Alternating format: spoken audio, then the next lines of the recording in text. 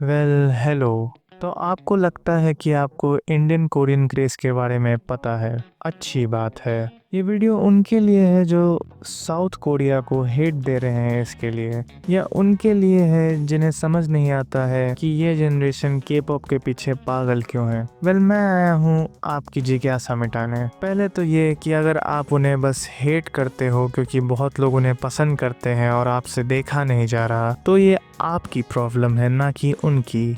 और अगर आप बस अपने दोस्तों को परेशान करना चाहते हो जिन्हें के पॉप पसंद है, तो मैं आपकी साइड हूँ। और अब आते हैं उन पे जिन्हें समझ नहीं आता है क्यों इतने सारे लोग पागल हैं इनके पीछे।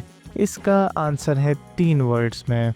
It's just a phase. 4 words का था। जिन्हें अभी भी समझ नहीं आया है उन्हें मैं अपने बारे में कुछ बताना चाहूँगा। जब मैं 4-5 साल का था तो उस समय प्रो रेसलिंग इंडिया पे पीक पे चल रहा था और मेरा था John Cena favourite.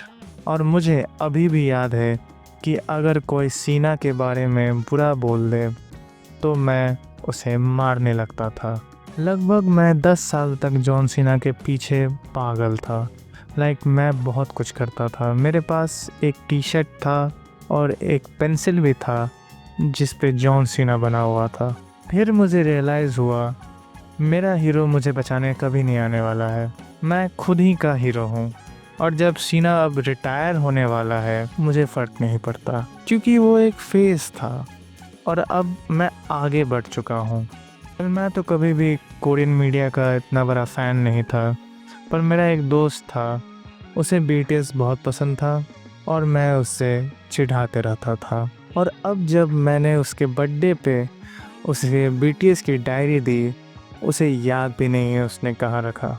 It was a phase और वो भी आगे बढ़ गया। और जिन्हें अभी तक समझ नहीं आया कि कोरियन मीडिया ही क्यों, तो देखो, पहला तो आता है पीयर प्रेशर। देखो, जब तुम्हारे दोस्त को कुछ बहुत अच्छा लगता है तो वो तुम्हें भी रिकमेंड करते हैं, और अब तुम द वियर्ड वन तो नहीं बनना चाहोगे, इसलिए तुम भी उन्हें ज्वाइन कर लेते हो। पर दूसरा भी रीज़न है जो बहुत इम्पोर्टेंट है, जो कि है वो डिज़र्व करते हैं, क्योंकि वो इतना अच्छा कंटेंट बनाते हैं कि लोग पागल हो जाते हैं। मैंने भी कुछ कोरियन मूवीज़ और सीरीज़ देखा है and I loved it and I want more. और अब आते हैं बीटीएस आर्मी पे। देखो, मैंने उनके उतने गाने नहीं सुने हैं क्योंकि मुझे कोरियन समझ नहीं आती है, पर मैंने जितना लोगों से सुना है उनके लिरिक्स पे लोग मरते हैं, और ये भी कि उन्हें बहुत हार्ड वर्क करना पड़ता है और उनके शेड्यूल हमेशा बुक रहता है। No free time at all. So yeah, I think they also deserve all the love they gate.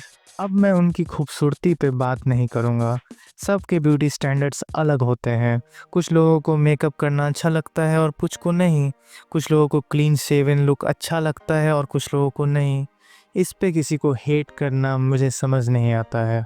और जैसे कि आपको पता ही होगा कि साउथ कोरिया में मेकअप कल्चर बहुत फैला हुआ है, तो हम लोग उनको तो जज नहीं कर सकते हैं। हाँ, एक और बात, इंडिया में कोरियन क्रेज़ उतना भी क्रेज़ी नहीं है। और तुम अगर ये सारे न्यूज़ को देख के आ रहे हो तो ये बच्चे हैं और इनके एक्शंस इनकी गलती नहीं है, इनके पेरेंट्स की है। I think I covered all the points in this video. अगर कुछ छोटा होगा तो कमेंट्स में बता देना। Thank you for wasting your time with me.